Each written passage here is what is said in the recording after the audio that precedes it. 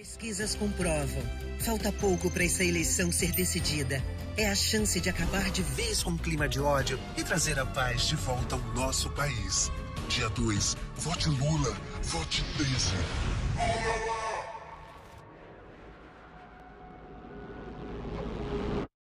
Há uma teoriazinha ali meio maldita na psicologia, em ciência política, que levanta a suspeita que todo político, no fundo, é um pouco psicopata. Porque se ele não fosse, ele não fazia isso. Um episódio de uma entrevista que Lula deu a uma revista chamada Playboy, que você conhece. O Hitler, mesmo errado, tinha aquilo que eu admiro no homem: o fogo de se propor a alguma coisa e tentar fazer. O Lula é fã de Hitler, declarada e publicamente desde 75. A polícia tem o direito de matar, obviamente. E até eu tenho o direito de matar. E tem uma juventude enorme que, por falta de perspectiva, às vezes são presas roubando celular nesse país. O povo brasileiro deu a demonstração de que é possível o mesmo povo que elege um político destituir esse político. Derrubar um governo eleito democraticamente, sem que haja um crime de responsabilidade, não vai consertar nada. Por exemplo, o Lula alimentou ditaduras na Guiné Equatorial, na Angola, na Venezuela, em Cuba, na Líbia, na Síria, enfim. O Lula é um psicopata, cara. O Lula vem do movimento sindical. O movimento sindical é um movimento que mente. Então ele passa por isso tudo, e por tudo coisas muito piores que essa. Afinal de contas, para quê? Para salvar o país? Alguém acredita nisso?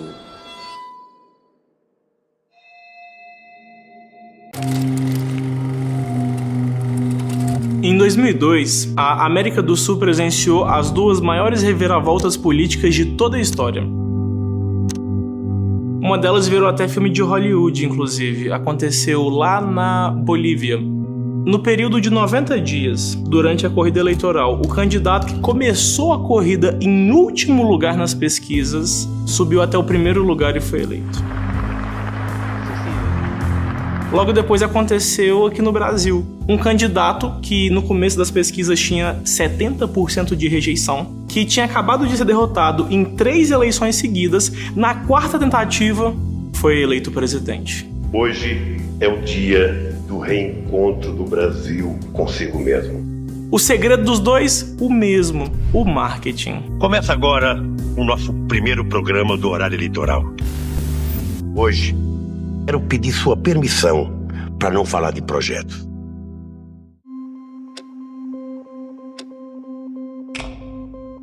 Na Bolívia, por exemplo, a empresa de marketing responsável por fazer esse milagre era só a melhor do mundo. Eles chamavam essa empresa até de cérebro de Bill Clinton, que foi eleito lá nos Estados Unidos de 93 até 2001.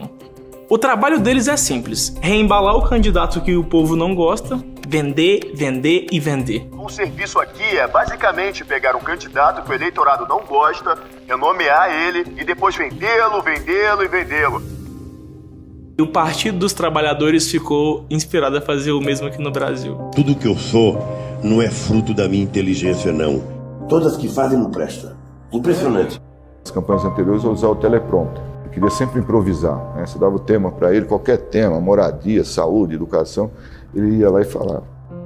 Então, nas 3 tentativas fracassadas de ser eleito, em 1989, 94 e 98, o Lula não usava roteiro, ele era só o Lula. Olha, veja, eu acho que a democracia no Brasil ela é muito incipiente. Não deu certo. O motivo é que o verdadeiro Luiz Inácio aparecia e isso causava medo nos brasileiros. Não se votava no Lula pela própria figura que ele passava de terrorista. Não precisava nem a polícia matar, eu mesmo matava. Aquela raiva que ele tinha na voz. É que a democracia da burguesia, a democracia da classe dominante, é uma democracia eminentemente formal. Aquela imagem que ele tinha mal acabada, realmente de pessoas que vinham para pegar em armas e acabar com tudo. E as pessoas tinham medo.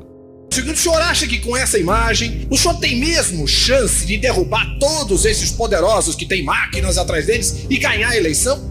Eu estou convencido que nós temos chance. E mesmo porque esses que estão mentindo, nós vamos desmascarar. E normalmente, quanto mais miserável é o povo, quanto mais desgraça ele tem, mais ele acredita em coisas fáceis. Quanto mais miserável ele é, mais ele acredita em fantasia. Então chegamos ao ano de 2002. O Lula se candidatou mais uma vez. Porém, as eleições brasileiras vão acontecer só em outubro desse ano. E logo em março, quando o ano de 2002 começou, o mundo inteiro viu a maior virada eleitoral da história. Observando tudo estava o Partido dos Trabalhadores, que nesse dia descobriu o poder de um marqueteiro. A grande frase de dúvida numa reunião do PT. Se vocês estão tão certos, o que vocês não ganharam ainda? Se vocês acham que esse discurso de vocês é o perfeito, o que eles não ganharam ainda? Daí o Duda pegou uma pesquisa e mostrava o seguinte: 67% do povo tinha medo da minha imagem de grevista. Então o que aconteceu? O Duda falou, olha, comunicação, gente, o importante não é o que a gente quer, é como as pessoas compreendem o que a gente diz. Um mês depois de Gonzalo ganhar na Bolívia, aqui no Brasil, em julho, a corrida eleitoral começa. E depois de entender a manipulação que o marqueteiro consegue fazer na mente do eleitor, Lula contrata um profissional para a campanha dele. Começa agora o nosso primeiro programa do horário eleitoral. E eu faço questão, antes de qualquer coisa, ter hoje nas mãos um programa de governo à altura do Brasil que todos nós queremos construir. E muitas vezes, nesses espaços de televisão, principalmente, vale mais o produtor do que o candidato. O exemplo disso foi a campanha do Lulinha Paz e Amor, onde o candidato transformou o Lula. Aquele Lula que a gente conhecia, barbudo, mal vestido, meio metalúrgico, aquela coisa toda. O Duda Mendonça mudou. Você me chamou para eleger. Então, vocês já fizeram 3 campanhas e perderam. Agora confia no meu taco, amigo. Eu acho que as pessoas têm que ver você como gente, tem que ver o ser humano, o que é que tem aí dentro desse coração. E houve um momento naquela campanha, a primeira que o Lula ganhou, em que a figura do Duda era mais importante que a figura do Lula. As manchetes falavam mais do Duda Mendonça do que do Lula. De autêntico, Luiz Inácio mudou de time. E o primeiro passo para conseguir foi o rebranding. Duda que explicava por que ele estava mudando, tirar da barba que era antiga, fazendo um estilo diferente, por que ele estava botando uma roupa. Ele disse, não, o Lula é um candidato a presidente da República. Nenhum cidadão vai votar no Lula para presidente da República vestido de operário. Ele é presidente da República, o cara quer uma presidente da República. Quem explicava tudo isso era o Duda. O povo tinha que acreditar na fantasia que o Lula mudou. O Duda Mendonça teve muito trabalho para fazer isso acontecer, mas ele conseguiu resolver isso com uma coisa: propaganda. Temos que encontrar novas soluções para os nossos velhos problemas. Em primeiro lugar, a gente precisa lembrar que as propagandas políticas nada mais são do que filmes. Peças audiovisuais com roteiro e edição. Então tudo que você vê ali foi planejado por alguém. Pode começar a ligar antes que as linhas congestionem, hein? Mandaram aqui para falar do principal produto lá da companhia, o Bombril. Meu nome é João, eu sou brasileiro, amo meu país, viva o Brasil, viva São Paulo, viva o Cristo Redentor, viva a Amazônia, viva Luiz Inácio Lula da Silva! Essa foi uma das propagandas mais marcantes de 2002 e ajudou o Lula a ser eleito. Mas o João não se chama João, ele é um ator, ele é formado em teatro. E o prêmio Profissionais do Ano, categoria Melhor Filme e Publicidade, de 30 segundos, vai para... só dá ele. Imagina quantos testes o Duda Mendonça fez, por exemplo, até ele encontrar alguém formado em teatro, mas que tivesse a aparência de jovem. Imagina quanto tempo o marqueteiro levou para escrever aquelas palavras e associar tudo que o brasileiro gosta a Lula. Viva Luiz Inácio Lula da Silva!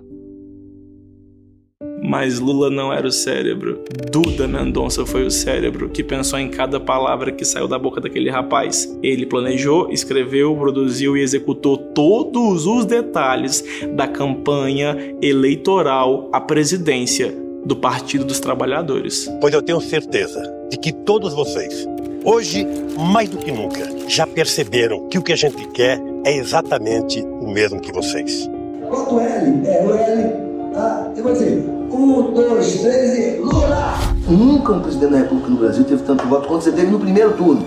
Olha, Duda, foi mais do que eu mereci, mas menos do que eu precisei. E você de casa, que votou comigo no primeiro turno, receba a minha gratidão e nesse momento eu lhe peço, agora vote no Lula. Eu não vou viver mais 30 anos. que eu quero chegar ao poder logo. Da noite pro dia, você até consegue mudar o seu discurso, mas você não consegue mudar quem você é. Um candidato, inspirado em ditadores, fingia ser democrata. O Brasil acreditou naquele discurso paz e amor e Luiz foi eleito presidente. O governo do Lula vai afetar cada brasileiro desse país. Acreditando ou não na fantasia dele, tendo votado ou não nele, todos os brasileiros vão conhecer as consequências de Luiz Inácio Lula da Silva. Olha, lamentavelmente, no Brasil, o voto não é ideológico. E, lamentavelmente, você tem uma parte da sociedade que, pelo alto grau de empobrecimento, ela é conduzida a pensar pelo estômago e não pela cabeça. Vamos voltar a comer picanha. Sabe aquela parte com aquela gordurazinha? É por isso que se distribui tanta cesta básica. Porque isso, na verdade, é uma peça de troca em época de eleição. Ô Lula, se você for eleito presidente da República, o que você pretende mudar de concreto no nosso país? Olha, primeiro que nós vamos mudar de concreto, nós vamos provar que você pode tranquilamente colocar corrupto na cadeia. O Ministério Público Federal denunciou hoje o ex-presidente Lula, a ex-primeira-dama Marisa Letícia, por lavagem de dinheiro e corrupção.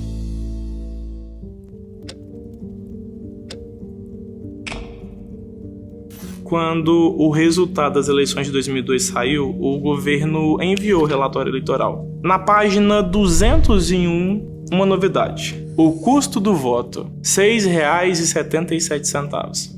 Isso significa basicamente que custa R$ 6,77 em propaganda, em marketing, em gastos, para você conseguir convencer um eleitor. Se o voto tem um custo, quem tem mais dinheiro compra mais votos e se mantém no poder. Quando o Lula foi eleito, os partidos conseguiam dinheiro de uma maneira diferente de hoje. Eles dependiam muito de doações privadas feitas por pessoas ou por empresas para financiar a campanha eleitoral. Todas as doações que um partido recebia tinha que ser ilícita, de origem legal. Tinha que ser informada, comprovada, isso para impedir os partidos de receber dinheiro criminoso de origem ilegal. Por exemplo, dinheiro de facções criminosas, como o PCC. Nós vamos pra cima ainda. Redobra a munição. O senhor também é conhecido como Marcola? Sou. O dinheiro arrecadado legalmente era muito pequeno. Então, quando Luiz Inácio chega ao poder em 2002, o PT, prevendo que precisa de mais dinheiro para conseguir se manter no poder, inventa um esquema de arrecadação de dinheiro criminoso, o Mensalão. O julgamento do Mensalão é o desfecho de um escândalo político descoberto há 7 anos, um dos maiores da história recente do Brasil. Maior esquema de corrupção que eu vi nos últimos anos. A acusação era de que uma quadrilha composta por políticos, banqueiros e donos de agências de publicidade e chefiada por José Dirceu, o homem forte do primeiro mandato do ex-presidente Lula, corrompeu políticos para comprar apoio ao governo no Congresso. E o caso do Mensalão era isso, era uma quadrilha organizada que funcionava dentro do Estado, tentando ocultar uma porção de coisas. A acusação do Procurador-Geral da República é de que políticos e partidos aliados ao governo do presidente Lula receberam dinheiro em troca de apoio no Congresso Nacional. Um deputado que se diz aliado de Lula, Roberto Jefferson, presidente do PTB, ele disse que deputados no Congresso foram corrompidos por um funcionário do PT com R$30 mil mensais para votar a favor do governo. Assim que o Partido dos Trabalhadores chegou ao poder, controlando todas as empresas, controlando até a presidência, eles inventaram uma maneira de coletar dinheiro criminoso através de funcionários públicos. O esquema começou em 2003, usando os funcionários dos Correios. Eles captavam dinheiro de criminosos e dinheiro ilegal. Esse dinheiro era mandado para fora do Brasil, transformado em caixa 2 e usado para pagar campanhas políticas. O PT tinha mais dinheiro que todos os outros candidatos. Só que um dia, a polícia descobriu que quem pagava as eleições do PT eram criminosos.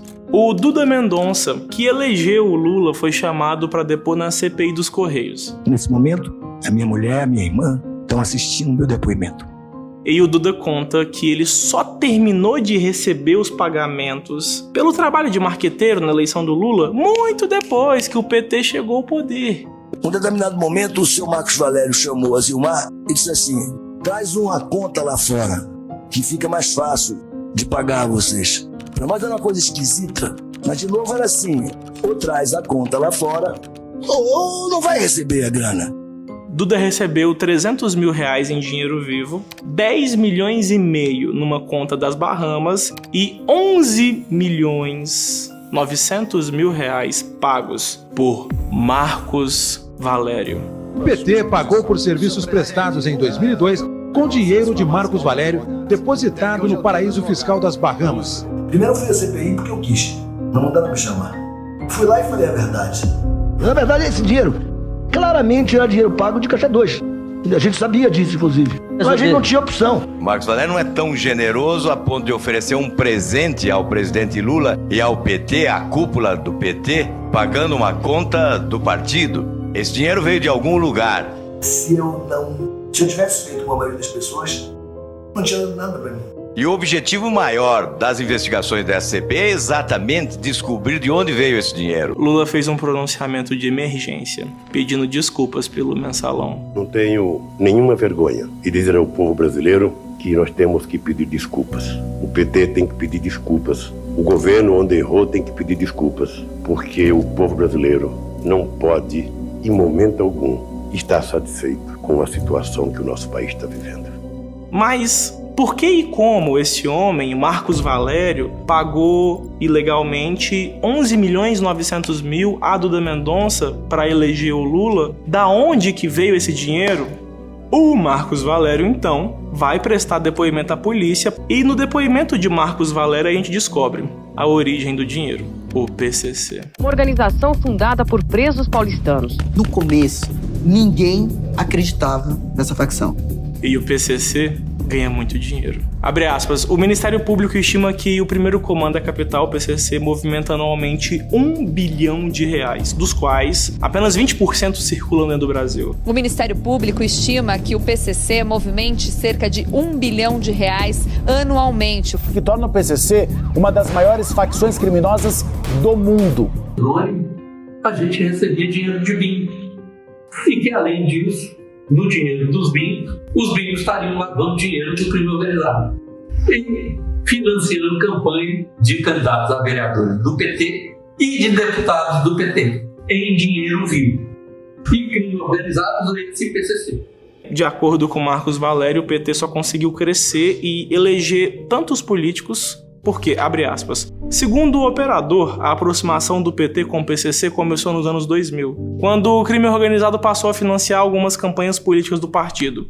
Então, em 2002, quando Lula foi eleito, o prefeito Celso Daniel também era membro do Partido dos Trabalhadores e esse prefeito fez um dossiê, abre aspas. De acordo com Valério, Celso Daniel foi morto depois de produzir um dossiê no qual relatava a direção do partido os múltiplos esquemas de corrupção que funcionavam na prefeitura de Santo André e arrecadava propina de empresas de ônibus, de limpezas, de casas de bingo e até de peroeiros. O dinheiro obtido financiava as campanhas eleitorais do PT e bancava as despesas pessoais dos seus dirigentes. Abre aspas. Uma coisa, Marcos, é você ser assaltado. Outra coisa, Marcos, é você ser assaltado e torturado. Significa que eles estavam atrás de alguma coisa, na minha opinião, do dossiê. Fecha aspas. Segundo Marcos Valério, Luiz Inácio foi também um dos mandantes do assassinato de Celso Daniel. O caso Celso Daniel está de volta às manchetes 17 anos depois. Tudo isso porque o publicitário Marcos Valério, condenado no mensalão do PT, disse em depoimento à polícia de Minas Gerais que Lula é um dos mandantes do crime. Em depoimento, Marcos Valério acusou Lula de ser um dos mandantes da morte do ex-prefeito de Santo André, Celso Daniel. A denúncia foi publicada pela revista Veja. E o dinheiro que o Partido dos Trabalhadores recebia de criminosos era usado também para pagar 30 mil reais por mês a parlamentares e políticos para que eles aprovassem as medidas do governo Lula. A investigação continuou. E descobrimos também que Duda Mendonça recebeu, na verdade, 195 milhões de reais de governos petistas. O PT rescindiu o contrato dele, mas contratou o sócio, João Santana, o Patinhas que elegeu 7 presidentes. Vamos lembrar, uma vez que existe custo pelo voto, quem gasta mais, compra mais votos e ganha as eleições. Então, nas eleições de 2006, Lula gasta 91.490.670,71 centavos e é eleito presidente. Primeiro lugar em gastos também, né? Geraldo Alckmin fica em segundo lugar na votação e também foi o segundo que mais gastou, 79.206.150,77 centavos. Nos próximos 4 anos e pela primeira vez na história, o Poder Executivo do Brasil será comandado por uma mulher. Ei, presidente, o senhor inventou essa. Dilma Rousseff está oficialmente eleita presidente da República.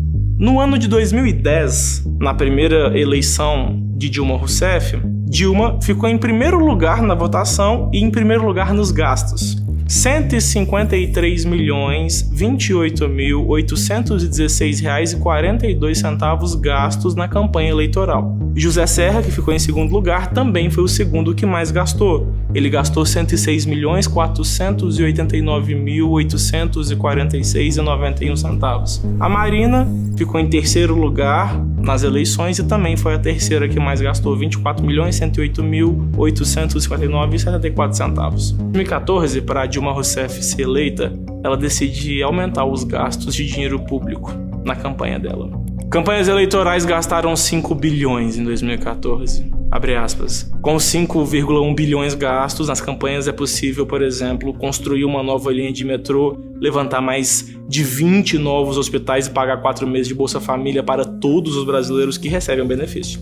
Dilma, reeleita, primeiro lugar, 350.232.163,64 centavos. Aécio Neves ficou em segundo lugar e foi o segundo que mais gastou, 227.408.200,77 centavos. Marina, terceiro lugar, em votação e em gastos. Ela gastou 44.090.259,27 centavos. E a Dilma não esperava, logo depois dela ganhar em 2014, é que a Operação Lava Jato ia investigar o Midas, que elegeu o PT. Sr. João Santana, nesses serviços que a sua empresa prestou, a senhora Mônica, houve recebimento de pagamentos não contabilizados? Houve, constante, aliás, como é uma prática no mercado de marketing político eleitoral. A esposa dele diz que ela e João receberam 10 milhões de reais de origem criminosa através do Caixa 2 pela reeleição. João Santana recebeu 11 milhões de dólares e 700 mil na Suíça por campanha de Dilma. Em 2014, para reeleger Dilma, João recebeu 105 milhões. 70 milhões legalmente e 35 milhões foram recebidos de origem criminosa e ilegalmente. Os valores que o senhor indicava, a senhora Mônica, eram os valores normalmente contratados? Sim, acho que ela vai ter dito isso com mais segurança do que eu, mas eu vou dizer que a última campanha da presidenta Dilma teve um custo final de 70 milhões de reais. João Santana recebeu legalmente 160 milhões de reais de dinheiro público pago pelo PT e 157 milhões de reais de dinheiro ilegal de origem criminosa, totalizando 317 milhões de reais. Logo depois, em 2018, Luiz Inácio Lula da Silva foi condenado a 12 anos e 1 mês de prisão por corrupção passiva e lavagem de dinheiro. O ex-presidente Lula foi condenado hoje a 12 anos e 11 meses de prisão por corrupção e lavagem de dinheiro em uma ação da Lava Jato sobre o sítio de Atibaia. Então, nesse ano, o cenário político aqui no Brasil muda completamente e o dinheiro não consegue mais comprar os votos do eleitor. Fernando Haddad tenta, ele gasta 37.503.104,50 centavos nessa eleição, não consegue. Marina Silva gastou 6.740.199,86, não foi eleita. Guilherme Boulos gastou 6.438.264,52 centavos, também não foi escolhido. Geraldo Alckmin gastou 53.350.139,97 centavos e não adiantou nada. Ciro Gomes gastou 24.359.713,60 centavos e também não foi eleito. Henrique Meirelles gasta 57.030 mil reais e perde as eleições. Jair Bolsonaro é eleito gastando R$2.800.000 na campanha.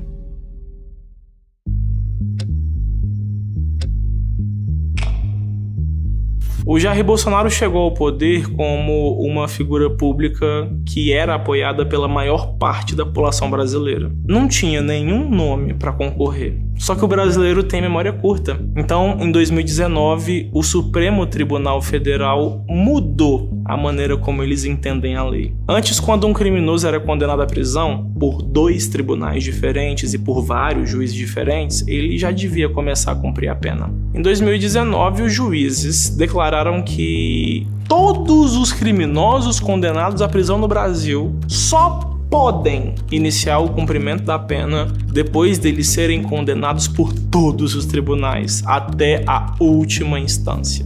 Nesse dia, 4.900 presos foram soltos, incluindo Luiz Inácio e José Dirceu. Foi solto agora há pouco o ex-presidente Lula, que estava preso na sede da Polícia Federal em Curitiba há mais de 1 ano e meio. A justiça brasileira manda soltar o presidente Luiz Inácio Lula da Silva. Então, em 2021, quando chegou a vez do Supremo Tribunal Federal julgar a condenação de Lula à prisão, eles declararam que o julgamento de Lula deveria ter começado em Brasília e não em Curitiba. O Supremo Tribunal Federal decidiu enviar as investigações sobre o ex-presidente Lula para Brasília. Na sessão, a maioria dos ministros também considerou o ex-juiz Sérgio Moro parcial ao conduzir os processos do petista. Todas as provas, todas as investigações são anuladas e eles mandam reiniciar tudo do zero num tribunal de Brasília. O tribunal, por sua vez, fala que o prazo que a justiça brasileira tinha para condenar Lula já passou.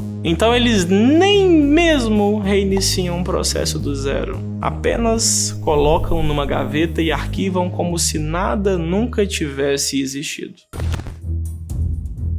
Lula tá elegível. E a arma que Lula vai usar para ganhar as eleições no Brasil esse ano é a mesma arma que o boliviano Goni usou para ganhar em 2002 na Bolívia, a crise. O varejo perdeu mais de 135 mil estabelecimentos entre os meses de abril e junho devido à crise provocada pelo coronavírus. Ainda bem que a natureza criou esse monstro chamado coronavírus. O Covid foi uma crise mundial, mas para Lula foi uma oportunidade. Ele chama Bolsonaro de genocida, fascista, corrupto, miliciano, negacionista, desumano, pessoa do mal, covarde, o pai da mentira e senhor da morte. Um novo marqueteiro entra em ação, Sidônio Palmeira. E ele prepara comerciais muito bem elaborados, escreve discursos impressionantes. A criatividade de Sidônio se destacou. Bolsonaro não é o pai do auxílio, é o pai da mentira. Bolsonaro nunca mais. O Bolsonaro até tentou chamar o Lula de corrupto e de ladrão, mas o TSE proibiu ele de fazer isso. Ministro do TSE suspende vídeo de Bolsonaro que chama Lula de corrupto e ladrão. O Tribunal Superior Eleitoral mandou suspender propagandas da campanha do presidente Jair Bolsonaro, onde Lula é chamado de ladrão e corrupto. Lembra do Marcos Valério? O TSE proibiu os políticos e os perfis de direita de postar qualquer coisa sobre Marcos Valério, PCC e Lula. Então, a campanha de marketing criada por Sidônio Palmeira, o novo marqueteiro do PT, funcionou. E Luiz Inácio Lula da Silva é eleito presidente pela 3ª vez. Luiz Inácio Lula da Silva está eleito e é o novo presidente do Brasil. A partir de 1º de janeiro de 2023, Lula retorna ao Palácio do Planalto para um mandato de 4 anos. A notícia: novo marqueteiro de Lula é acusado de participação em esquema de corrupção. O Ministério Público acusa Sidônio Palmeira de integrar operação ilegal que desviou 7,5 milhões de reais dos cofres públicos. O UOL fez uma série de reportagens mostrando que o governo Lula está cometendo vários crimes no programa Pé de Meia. As ilegalidades encontradas no Pé de Meia são, abre aspas, gastos sem autorização do governo, apesar de ordem expressa na lei. Inclusão de verbas do FG Eduque, do FIES, sem que isso passe pelo orçamento. Falta de transparência. Depois da divulgação da reportagem, os nomes foram divulgados. No entanto, seguem sem localidade dos alunos e fora do portal. A retirada de informações por parte da Caixa. Depois de reportagens do UOL, as informações foram republicadas. Daniel, mas como assim? O que significa gastar dinheiro sem autorização? Significa que Lula cometeu o mesmo crime que levou Dilma a sair da presidência no processo de impeachment, a pedalada fiscal. Pedalada fiscal? Pedalada fiscal. Gastar dinheiro sem autorização deixa o Brasil inteiro mais pobre. O governo, então, para resolver isso, tem que arrecadar mais dinheiro, cobrar mais impostos. O preço de todos os alimentos e de todos os produtos no Brasil está subindo. O dinheiro vale menos a cada dia que passa. O povo fica mais pobre. E o crime continua aumentando em todas as cidades brasileiras. O tráfego de drogas cresce. ONG que presta contas ao PCC teve reuniões com o governo Lula. A advogada Janira Rocha, ex-deputada pelo PSOL, levou, inclusive com passagens pagas pelo Ministério da Justiça e Segurança Pública do governo Lula, comandado pelo ministro Ricardo Lewandowski, uma ONG ligada ao PCC para fazer as suas reivindicações no Ministério da Justiça e Segurança Pública e no Ministério dos Direitos Humanos. E o impeachment do Lula é apoiado agora por mais de 100 deputados. Mas até agora o povo não acordou, não fez nada. Diferente da época da Dilma, parece que as pessoas não estão se importando da vida delas estar pior. Mas pode ter certeza que se você não se importa, o seu neto vai se importar. Tudo que está acontecendo agora no Brasil vai ser escrito nos livros da história que os seus filhos e os seus netos vão estudar. E daqui a 40 anos, quando eu e você já tivermos na fase idosa, os nossos netos vão nos perguntar sobre os dias de hoje. E eu espero mesmo que, se os nossos netos perguntarem para nós por que a vida deles está tão sofrida, a gente não tenha que falar que foi porque nós fomos covardes demais para sair na rua e fazer o Brasil mudar. Se você vai no supermercado aí em Salvador e você desconfia que tal produto está caro, você não compra. Se tem uma coisa que pobre gosta, é de pagar o que deve. Quem gosta de não pagar são ricos. Eu tô querendo descobrir aonde é que teve um ladrão que passou a mão, sabe, no direito de comer ovo do povo brasileiro. Agora a carne começou a cair. Vai cair e pode ficar certo que vai cair e o povo vai voltar a comer a sua picanhazinha, a sua costela. Um procurador entrava lá de sábado ou de semana para visitar se estava tudo bem. E perguntava tudo bem, falava, não está tudo bem, só vai estar bem quando eu foder esse muro.